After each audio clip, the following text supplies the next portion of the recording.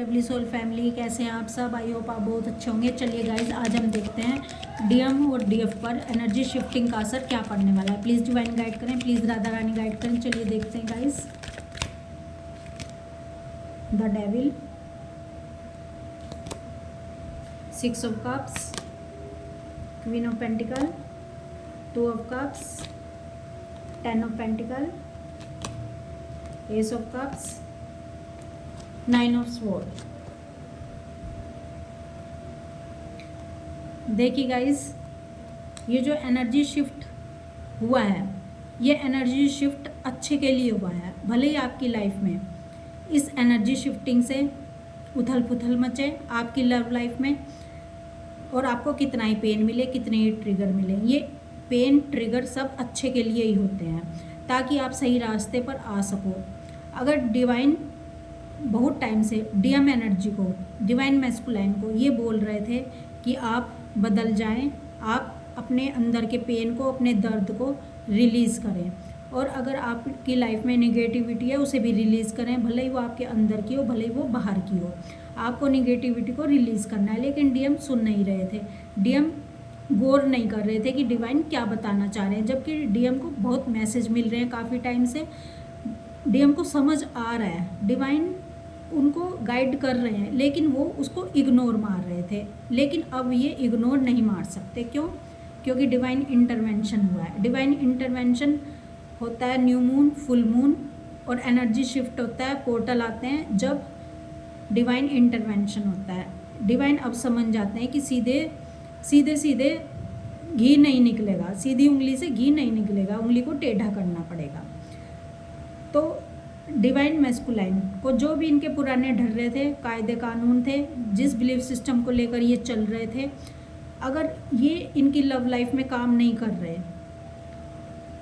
तो उनको बदलना पड़ेगा। डिवाइन इनको ये समझाना चाहते हैं।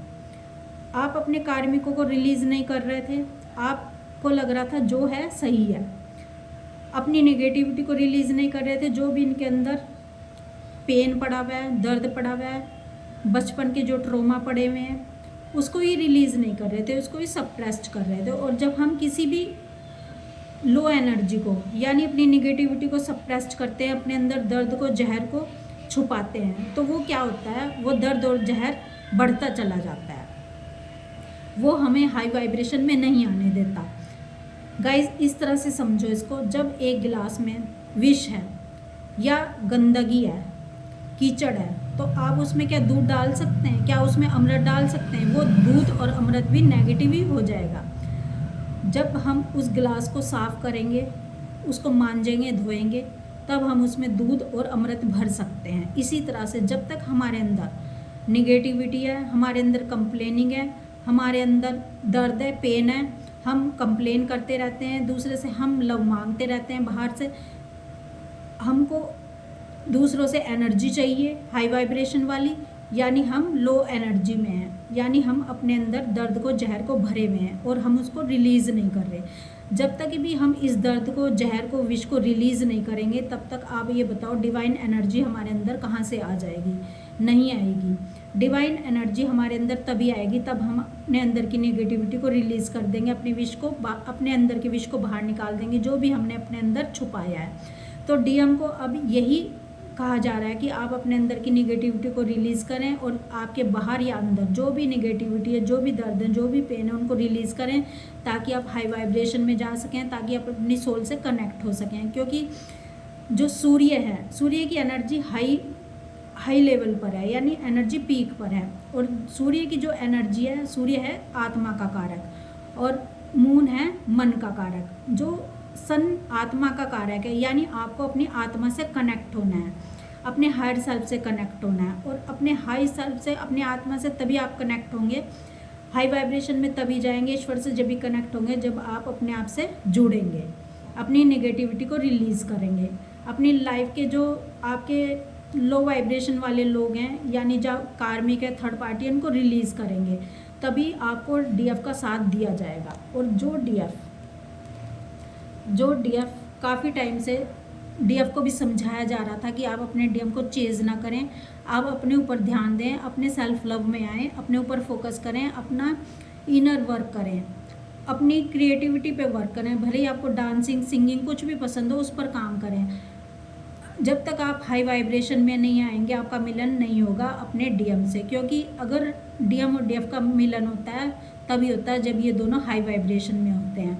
आप डीएम के पीछे ही भागते जा रहे हैं, आप चेजिंग एनर्जी में हैं, आप कंप्लेनिंग एनर्जी में हैं, यानी आप लो वाइब्रेशन में हैं और आपने अपने अंदर जहर दर्द रखा हुआ है। जब तक आप उसको रिलीज़ नहीं करेंगे तब तक आप ईश्वर से कनेक्ट नहीं होंगे, हाई वाइब्रेशन में नहीं आएंगे और आप रियूनियन में नहीं आएंगे। इस समय जो है लो वाइब्रेशन में डेविल अटैक भी बहुत होते हैं।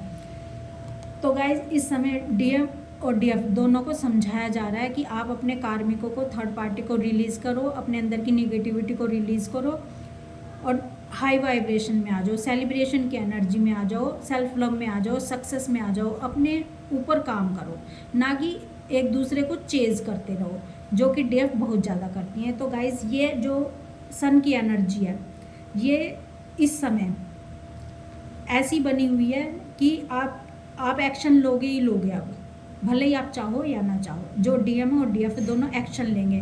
डीएम और डीएफ को ये चीज़ें समझ आएंगी कि क्या उनके लिए सही है और क्या उनके लिए गलत है और क्या उनको करने की ज़रूरत है।